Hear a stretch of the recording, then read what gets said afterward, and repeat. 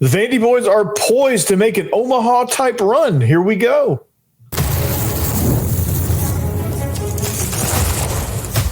You are Locked On Vandy, your daily podcast on the Vanderbilt Commodores, part of the Locked On Podcast Network, your team every day.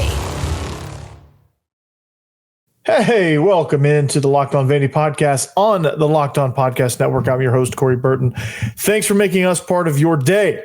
Today on this episode, this is a full baseball edition of the Locked On Vandy podcast. Don't do this much, but after a sweep of Kentucky, this team finishes with 39 wins and has some special qualities about them. Some Omaha qualities about them. Something a little reminiscent of 2019, maybe the last time they won a national championship. So how did they transform from a Jekyll and Hyde type team into one of the most consistent teams in the SEC? We're going to talk about that. The first leg of their journey begins in Hoover. They entered the tournament as a 4 seed. What's it take to win it? Can they do it? And can they ignite on a post game or a postseason run through the regionals, super regionals, and through the College World Series? We're going to talk about all of that here in just a little bit. But thanks for making Locked On Vandy your first listen each and every day. We're free and available wherever you get your podcasts and on YouTube as a part of the Locked On Podcast Network, your team every day. This episode is brought to you by Monarch Money. Take control of your finances with Monarch Money. Use code LOCKEDONCollege at monarchmoney.com for 50% off your first year. Wow, that's incredible. So speaking of incredible, just like Monarch Money, this Vandy team in the late innings is money. So this is, this sweep of Kentucky shows me a lot about what this Vanderbilt team is all about, because this could have been a very easy series for them to just kind of coast into Hoover, just kind of get through it, last one of the season, go through the motions, and get beat 2 out of 3 with no real consequence. That could have been exactly what happened with this team, but it didn't. They had a walk-off home run 2 games in a row, and then it wasn't a walk-off, but it was one of those where they got down and they just kind of chipped away at it, and was able to pull off the win and pull off the sweep. R.J. Austin came through huge in Game 3. Obviously, Braden Holcomb bombed one in Game 1 of the series, and of course, they walk it off in Game 2. So this sweep tells me a lot about this team. The way this team is developed over the course of the season is nothing short of amazing. Everyone's taking notice. This team has a different vibe, and that's what Jonathan Vastine has. That's what he has said. But this series alone has shown that, hey, this team can score runs when it needs to. This team is kind of like a backs against the wall type team, and that's just kind of who they are. And that's just kind of what it takes to get them going, and it's what it takes to get them in motion to win. So here's my takeaways, really more from the season than this particular series. And pictured there is one Braden Holcomb hitting a bomb. Look at that. Look at that form. Look at that follow through. Jeez. All right. Vandy boys finished with 39 wins. Is it a special season? Are we about to witness a third national championship? Well, this team has the recipe for it. This team has all the ingredients. Now they just got to cook it. But this team, before, they can score runs now. They scored 7 or more runs in 5 of the last 7 games. So they can put runs across the plate now. That wasn't the story early on. The story early on with this team was that they have all this great pitching finally. They play defense. They don't mess up a whole lot defensively, but they can't score any runs. They can't put anything across the plate. These pitchers are pitching beautiful games, and they just can't get enough run support, and they end up losing on the road. They held court really well in their home series. They did really well at home, which hitting or no hitting, they were able to pull off those wins. And those were early in the season. Those home series wins were kind of ugly, kind of pitching and defense dominated, and that's that's what you need. I think they only dropped 2 midweek games, MTSU and Louisville. Louisville, a ranked game in which they were battling back and forth and had a really bad 6th inning, and that one slipped away from them. But overall, a phenomenal run towards the end of the season. They get wins over. They get a series win over Tennessee. They get a sweep of Georgia, a series win over. They get a sweep of Kentucky. And then, I think this team just shows kind of what it's doing. And they've gotten more consistent in the last 7 games, in the last 7 conference games, at least. They've gotten more consistent at the plate. And I think their approach has just been like, hey, let's just drive the ball somewhere and let's get it in play and let's stop thinking so much. That's kind of what this team told themselves. Is kind of what I've seen from this bunch. And this has been a great transformation, no doubt. But the biggest thing, though, I think that has led to this resurgence, I think the reason why they've been scoring more runs lately, I think the reason why you feel good about this team in postseason, and it's the quality of resiliency. They have great resiliency. They'll fight you to the end. They've developed this clutch gene, right? And this clutch gene is kind of like, and it makes you nervous. I can tell you right now, I can tell you fans are nervous about it because it's like, okay, we have to get they're the boxer that has to get punched first before they really do anything. This team is like that. They have to get down. They have to, the other team has to deliver the first shot. And it's kind of a backs against the wall mentality. Like we can't, it's almost like they can't focus until they get punched, right? And so this is, it makes you nervous. As a fan, you're like, oh gosh, here we go again. And early on, you're like, but lately it's like, well, is it over? Have they made the third out in the 9th inning? No. Okay, well, it's not over because they were down to their last strike against Tennessee. Against Kentucky. Their last strike. It was 7-5. Bottom of the 9th, Braden Holcomb is on a 2-2 count. They were down to their last freaking strike, 2 outs, too. And he yokes one. Like the focus it takes to be able to see, because at 2-2 as a pitcher, I'm thinking, I'm not going to give you I'm not going to put this anywhere close. I'm not going to give you anything to hit here. And as a pitcher, I can't make a mistake and leave it out over the plate, or I can't make a mistake and let Braden Holcomb get his barrel on his bat or get his barrel on this ball. And the pitcher made a mistake, and Braden Holcomb jumped all over it for a walk-off homer. And it's just being able to be that calm in that scenario, right? Just the poise it takes in that at bat to be able to hit that home run. Like you're down 2-2. You're like a lot of guys are they're 2-2 in the count. You're down 2 runs. There's 2 outs in the inning. It's the bottom of the 9th. You're probably the last batter. I mean, just think of the nerves that's going through you at that point. Just think about mentally what's happening at that point.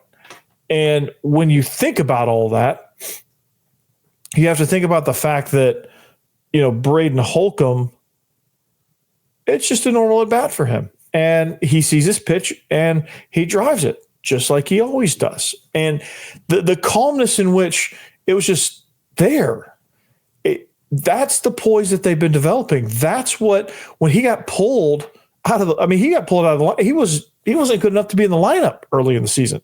He was slumping bad. He couldn't find it at the plate. He was probably thinking too much. All of that. Just overthinking, mechanical stuff. He's probably trying to find the perfect pitch, and he's just not hitting. And he had to take a step back. Tim Corbin had to help him do that, but he had to take a step back, develop, and then come back with a better approach, come back with a clearer mindset. And he came back red hot, and he hasn't cooled off since. I mean, obviously with baseball, he's going to have some games where he's not quite as hot, but for the most part, this guy's your most clutch hitter. This guy's turned into somebody you couldn't put in the lineup, to somebody that may lead the team in batting average, may lead the tournament in batting average in Hoover, and will be a pivotal part of you getting out of the regionals when you host a regional, getting out of super regional, and getting into Omaha, and then making some noise in Omaha. He'll be the centerpiece around all that, the way he's hitting right now. And then Colin Barzy will jump in, RJ Austin will jump in, Jonathan Vastine will jump in. Everybody will jump in and have their part. So this team, it's just it's different, right? It's just totally different. It's clutch, man. It's resiliency. It's chip on the shoulder, like I've said, like the against Oklahoma. That's kind of where it all turned, because you get shelled in the first two games against Oklahoma, and it gets chippy, right? Because Oklahoma was kind of annoying. They hit some of our guys, and they took exception to it, thankfully, and it sparked something. It sparked something in this team. Is like, okay, look, we're not going to let anybody push us around anymore. We're going to, we're tired of this crap. It was a season's worth of frustration offensively. It was, just the fact that Oklahoma was coming after batters that pissed them off, that put a chip on their shoulder, and they went out there and were like, oh, this is the mindset we need. And they torched Oklahoma. Now, it took them another midweek game and another series against Ole Miss to kind of really get right after that. Like and then they come back against Georgia, and that's when you knew the flip was switched. They sweep Georgia, and then they go do it again against Alabama. They take the series against Alabama in like clutch fashion, and then so on and so forth. But up until then, it was very up and down. But those two games, the game against Ole Miss, the Sunday game against Ole Miss, and the Sunday game against Oklahoma, were two very pivotal games in this whole clutch mindset, in this whole back against the wall, resilient, chip on the shoulder type mindset that they knew they had to play with. So this team is special. There's something different about this team. Jonathan Vastine knows it. Everybody knows it. It's very noticeable. It's very apparent, and it's going to take them very, very far. How far? We'll talk about that next. But this team is money, man. And when you talk about money, there's only one person you need to talk about, and it's Monarch money, right? Because you ever been in the scenario where you check your bank account and you're like, where did all it go? Where did all my money go? It's like you open a window and just all this money just flies out, right? Between dining out, getting takeout, or online shopping. Amazon's probably on the top of everybody's list. And then entertainment, of course. Everyone's easy to lose track. That's where Monarch Money comes in, your personal CFO, giving you full visibility and control over your finances. So, and you know what? Monarch Money isn't just a budgeting app. It's a complete financial command center. Think about it. Think about what a command center. Hey, you got everything right in front of you, right? You can track all of your accounts, your investments, your spending, all in one place. Imagine that. Imagine how easy that is. So you can stop just managing your money. Like, if you think that's all you're doing, you're actually building wealth because you can keep your eye on everything, right? So think about this. When I started using Monarch Money, I realized how much I was spending on takeout. It was like, what the heck, man? Like, I'm personally keeping these places afloat. Well, now I budget smarter and save more thanks to Monarch Money. And it's a lot of convenience too, because I can just go to one place. I don't have to juggle through multiple apps. I can check my finances, track my spending, and even plan long-term goals all in one place.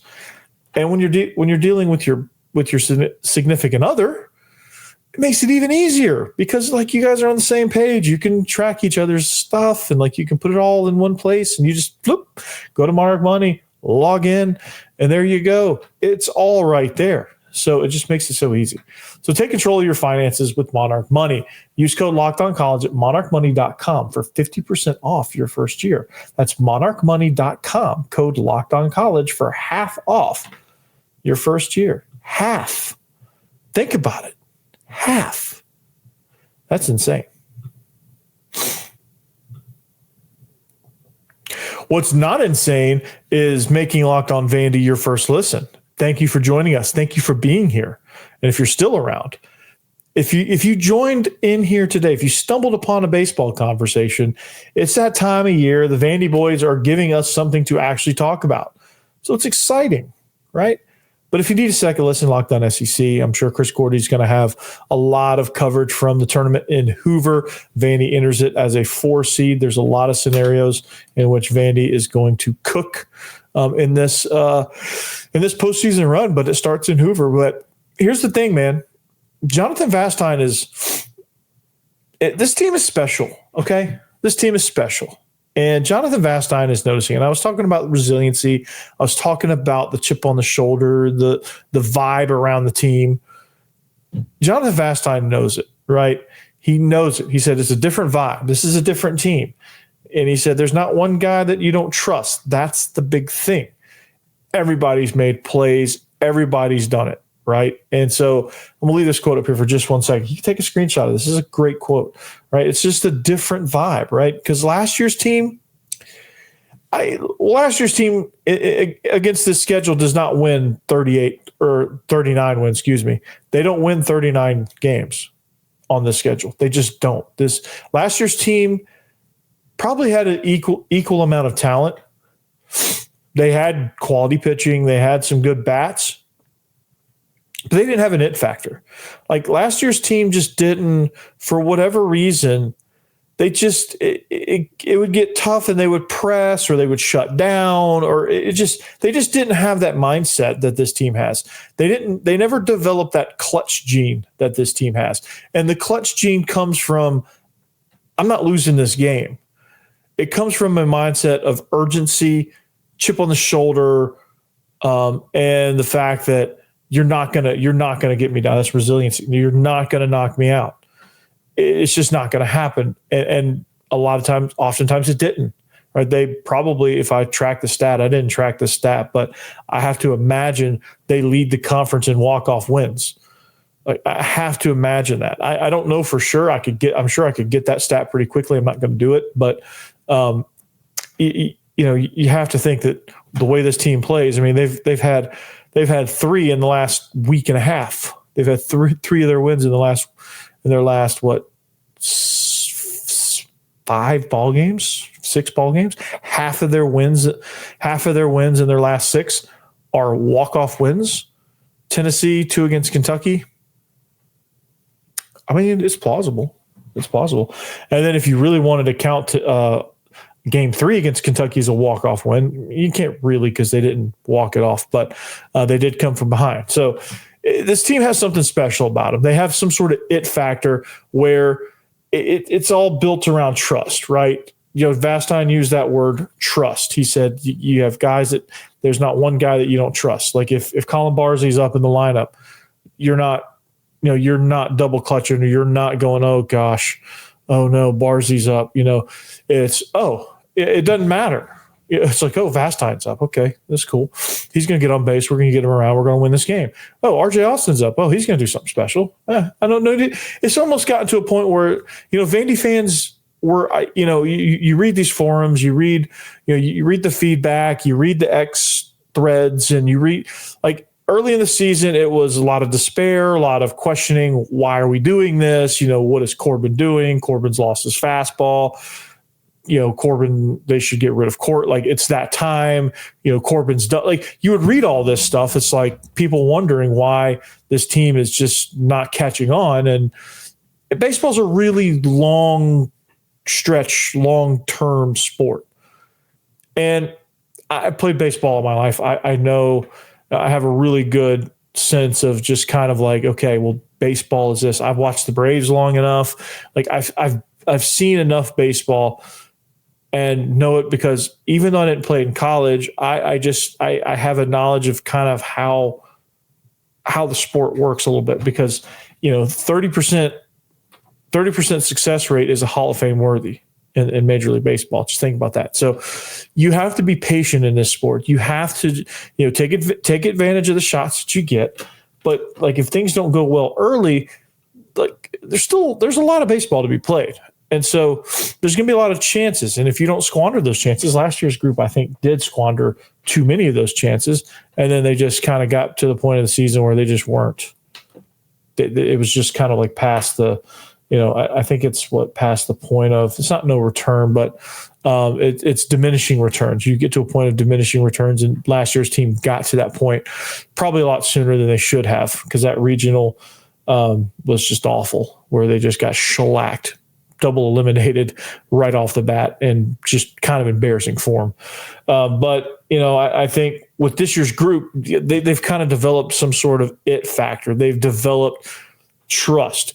And you see it, and my point was with all that, you saw the feedback, like it became less and less and less. Like at a certain point, people were like, well, okay, maybe Corbin does know what he's doing. He's built a good pitching staff, but we can't hit. Like he's got to find the right lineup. And slowly but surely, it's like, okay, this game's not over yet. Oh, this team played really well despite losing, or this team, and the feedback that it just kind of got better. And you notice like fans are now, like, I guarantee you, if Friday night's game against Kentucky were played on March 14th, I guarantee you no one in their right mind would have thought, Vandy would have walked that off. No one in their right mind would have thought that. I don't think the team would have known that.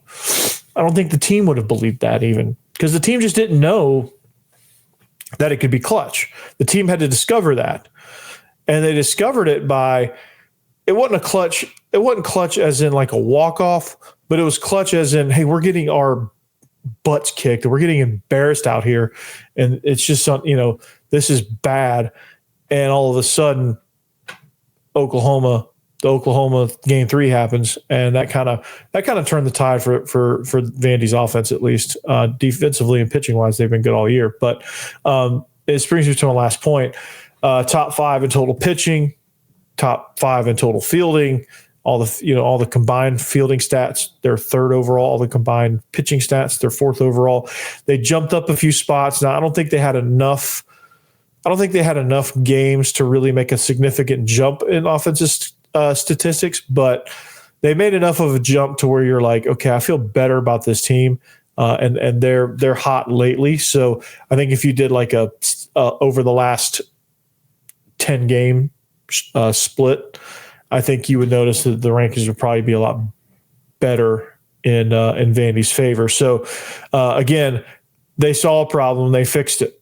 And that's kind of what you have to have if you're going to make a run, because situations become tight. It just does. That's postseason baseball. The urgency is there. So, but speaking of postseason baseball, here we go. The first leg of the journey is Hoover. The road to Omaha starts in Hoover. So we'll see kind of what they do there. We'll talk about it next. Don't go anywhere.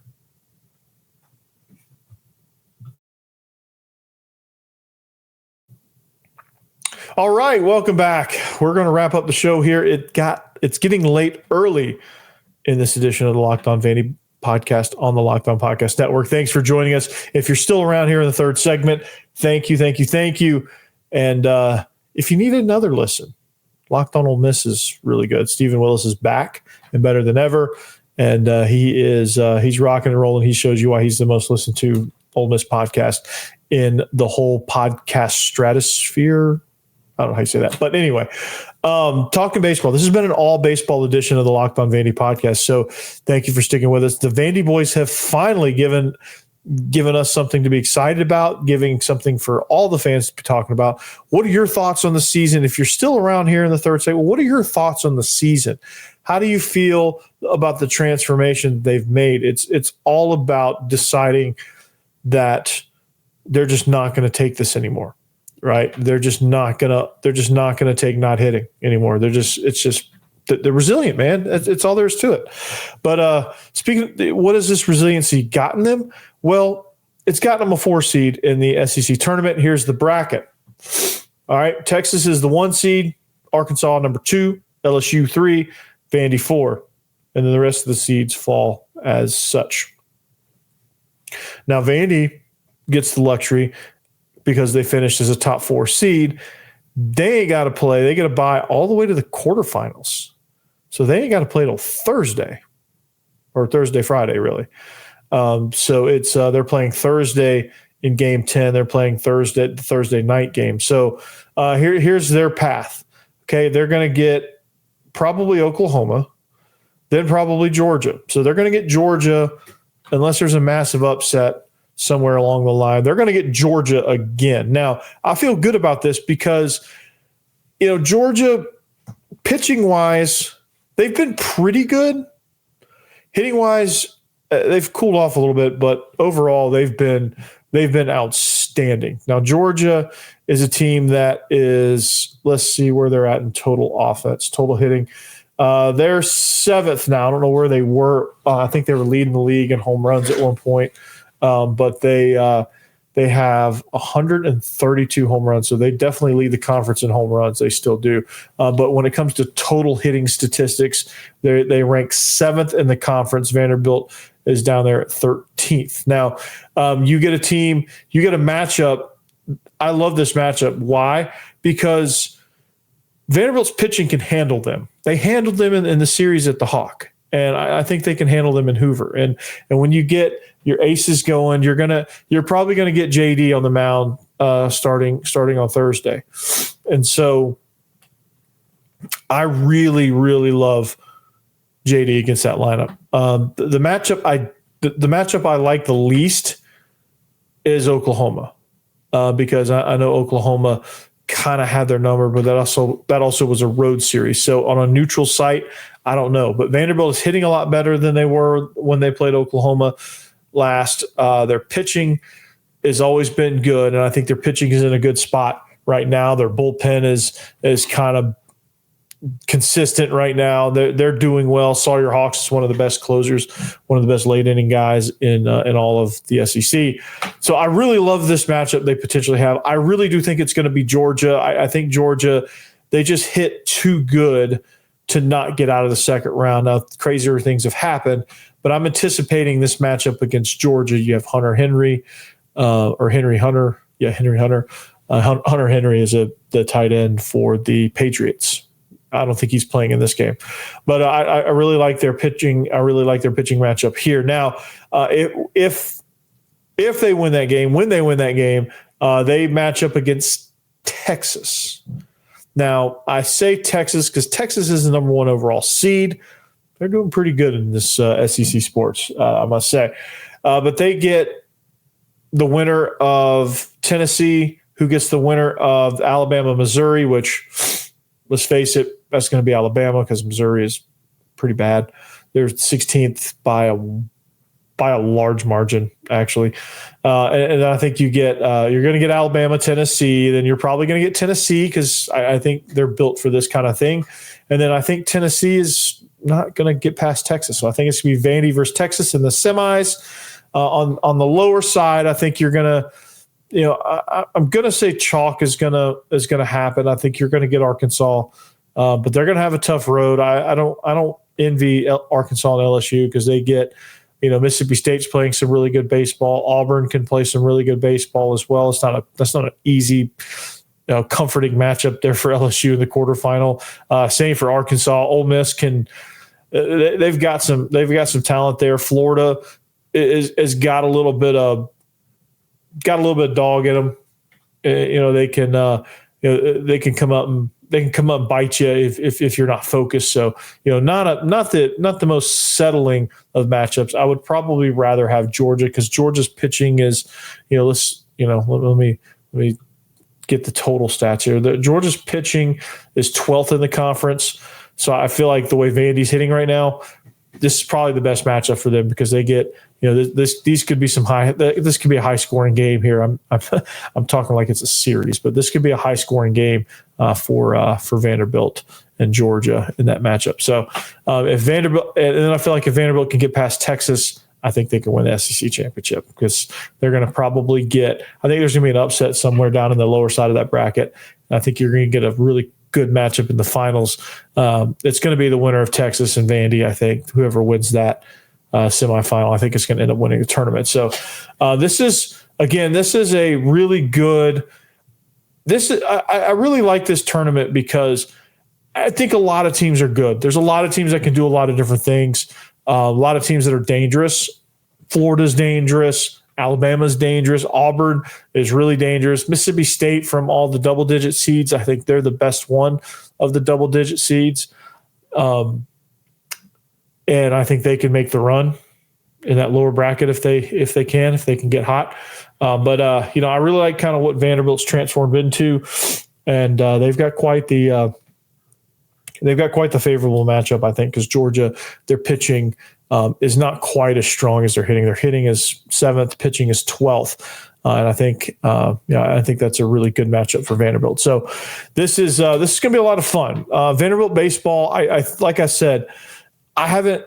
I think there's a handful of fans that I would agree with me, but the feeling around this program, the vibe around this program, as Jonathan Fastline said, it's different. And I haven't felt this kind of vibe since 2019 when they won the last national championship. So there's something to that. And I think this team has the it factor. I think they have what it takes. Now they just got to go out there and execute.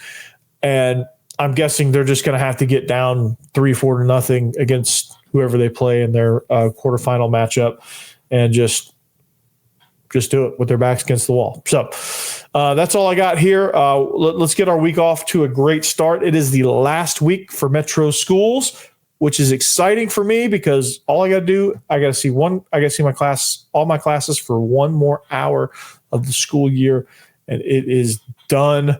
And so I'm excited about that. So let's have a great week, and we'll kick this thing off, and here we go. But that's all I got for you guys. Anchor down, behave yourselves. Peace.